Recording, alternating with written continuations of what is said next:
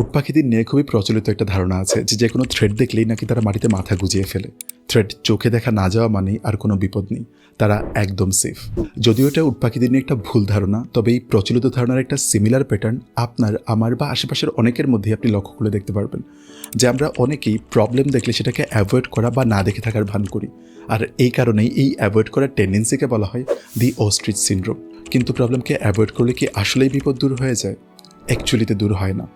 কিছু প্রবলেমের ক্ষেত্রে যদিও কিছু সময়ের জন্য অ্যাভয়েডেন্স আমাদেরকে প্রবলেম ফেস করার জন্য প্রিপেয়ার হতে হেল্প করে, ঠিক, বাট প্রবলেমটা যদি ইম্পর্টেন্ট হয় আর আপনি যদি প্রিপেয়ার হওয়ার বাহানায় বা সঠিক সময়ের অপেক্ষায় অ্যাভয়েডই করে যেতে থাকেন, তাহলে সেই প্রবলেমগুলো আমাদের লাইফটাকে আরও কঠিন করে ফেলে।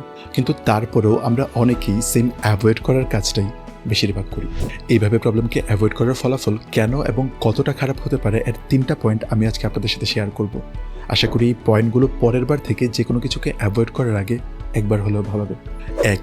আপনি যখন প্রবলেম দেখেও সেটাকে না দেখে থাকার ভান করতে থাকেন, তখন আপনার ব্রেন থেকে কিন্তু পুরোপুরি প্রবলেমটা দূর হয়ে যায় না। আপনি কনশাস মাইন্ডকে ডিস্ট্র্যাক্টেড রাখতে পারলেও আপনার সাবকনশাস মাইন্ড ক্রমাগত সেই সমস্যাটা নিয়ে ভুগতে থাকে।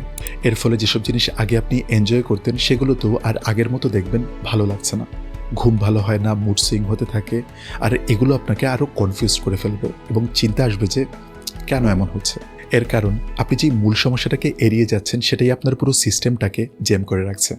তার মানে একটা প্রবলেমকে অ্যাভয়েড করতে যেয়ে আনকনশিয়াসলি আরও নতুন 10টা সমস্যা তৈরি হয়ে যায়। 2. আপনি যত প্রবলেমটাকে অ্যাভয়েড করবেন তত প্রবলেমটা আরও বড় এবং পাওয়ারফুল হতে থাকে। যেমন ধরেন আপনার সাথে কেউ খারাপ আচরণ করলো, আপনি জাস্ট কনফ্লিক্ট অ্যাভয়েড করার জন্য কিছুই হয়নি এমনভাবে বিষয়টাকে এড়িয়ে গেলেন। তখন সামনের মানুষটা ভাবতে থাকে যে আপনার সাথে খারাপ আচরণ করলে তো তেমন কোনো প্রবলেমই হয় না, সো সে আরও বেশি খারাপ আচরণ করতে থাকে। আপনার হয়তো মনে হবে যে আমি তো তার সাথে খারাপ আচরণ করছি না, কিন্তু সে কেন আমাকে বাজেভাবে ট্রিট করছে। এর কারণ আপনি যে বিষয়গুলো নিয়ে কথা বলা দরকার সেটা নিয়ে কথা না বলে এড়িয়ে যাচ্ছেন, মানে প্রবলেমটাকে ফেস করছেন না। যাদের অ্যাংজাইটি বা দুশ্চিন্তার প্রবলেম থাকে তাদের অ্যাংজাইটি মেনটেন হওয়ারও একটা বড় কারণ তারা ভয় থেকে অনেক কিছুকেই অ্যাভয়েড করা শুরু করে। যদিও তারা ভাবে যে অ্যাভয়েড করলে খারাপ লাগার মতো সিচুয়েশনে পড়তেই হবে না, কিন্তু অ্যাকচুয়ালিতে ভয়টা দিন দিন আরও শক্তিশালী হয়। 3. আর যে কোনো কিছুতেই অ্যাভয়েডেন্স টেন্ডেন্সির সবচাইতে বিপজ্জনক কনসিকুয়েন্সেস হলো ধীরে ধীরে আপনার আত্মবিশ্বাস শূন্যের কাছাকাছি চলে যায়। আত্মবিশ্বাস কিভাবে বাড়ে? যখন আপনি কঠিন কাজগুলোকে ফেস করেন এবং জয় করেন, প্রতিটি জয় আপনার ভিতর একটা মেসেজ পাঠায় যে আমি পারি। আর যখন আপনি অ্যাভয়েড করেন তখন আপনার ব্রেনে এর বিপরীত মেসেজ যায় যে আমি পারি না। শুরুতে 1-2টা কাজ নিয়ে সন্দেহ, ধীরে ধীরে এটা একটা হ্যাবিটে পরিণত হয়। লাইফে কোনো চ্যালেঞ্জ আসলেই অটো রিয়েকশন চলে আসে যে আমি পারবো না, আমাকে দিয়ে হবে না, অন্য কাউকে দেন। এভাবে ধীরে ধীরে একজন মানুষ তার পটেনশিয়ালটাই আর দেখতে পারে না। মানুষ কত কিছু করতে পারে, কতটা পেইন সহ্য করতে পারে, কতটা শক্তিশালী হতে পারে, এটা তারা কখনো জানতেই পারে না, কারণ তারা কখনো ট্রাইই করে না।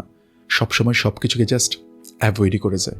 তাই আপনিও যদি কোনো কিছুকে ক্রমাগত অ্যাভয়েড করতে থাকেন, আপনার কি মনে হয় এতে আপনার লাইফের ভালো কিছু হচ্ছে? প্রবলেমগুলোকে নিয়ে বসুন। আমি এটা বলছি না যে একেবারেই সব প্রবলেম সলভ করে ফেলতে হবে, জাস্ট প্রবলেমগুলোকে লিস্ট ডাউন করুন। তারপর একটা একটা করে যেই প্রবলেমটা কম কঠিন সেটা কীভাবে ফেস করা যায় এটা নিয়ে প্ল্যান করুন। দরকার হলে আশেপাশের মানুষের সাহায্য নিন। একটা প্রবলেমের সমাধানের পর পরের প্রবলেমটা নিয়ে বসুন। আপনি বলতেই পারেন ভাইয়া লাইফে তো অনেক প্রবলেম, কতগুলোকে সলভ করব। Can't disagree with you. সব প্রবলেম আমাদের পক্ষে সলভ করা সম্ভব না, বাট যেগুলো গুরুত্বপূর্ণ এবং যেগুলো সলভ করা সম্ভব সেগুলো নিয়ে আপনার বসতেই হবে। এতে আপনার বর্তমানের অস্বস্তি অনেকটা বাড়লেও ভবিষ্যতের শান্তি দীর্ঘস্থায়ী হবে। Trust me. আপনি কি কোনো প্রবলেমকে সলভ করার কথা ভাবছেন? কমেন্টে জানাতে পারেন।